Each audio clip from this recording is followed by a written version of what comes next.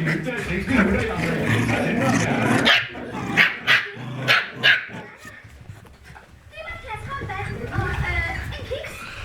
Okay, giv mig et røntgenbillede af en kænguru med 3 ben.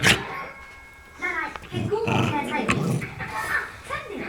Vi kunne godt sende invitationer ud, men det er jo det gode ved en kæmpe jukebox. Vi bygger den, og så kommer festen til os. Jeg sidder jo i to af mine små brødre, og selvfølgelig er jeg Candace. Jeg er storsøster. Har jeg ret? Ja. Jeg er korrekt, og vi skal lege sammen i dag, ja? Ja, vi skal til at bygge en kæmpe jukebox her i vores baghave. Super! Kæmpe byggeprojekt er min mest yndlingsleje, Phyllis. Hvad laver vi? I dag skal vi lave leg her i baghaven som byggepersoner, og vi skal lave et kæmpe stort jukebox.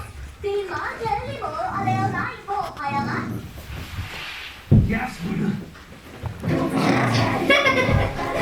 helt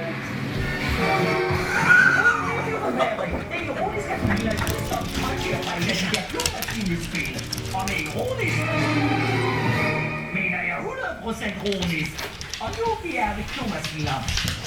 Og der kan samtlige klomaskiner i området. Og skal det en kæmpe superklo. Dinator, min store fascination startede, da jeg var en lille dreng. Jeg ville gennem symbolik af mig en tur i klomaskine-distriktet, da jeg fik øje på noget. I en maskine, som forklarede at lægge stand i. Det er nu en rigtig tøjbamse.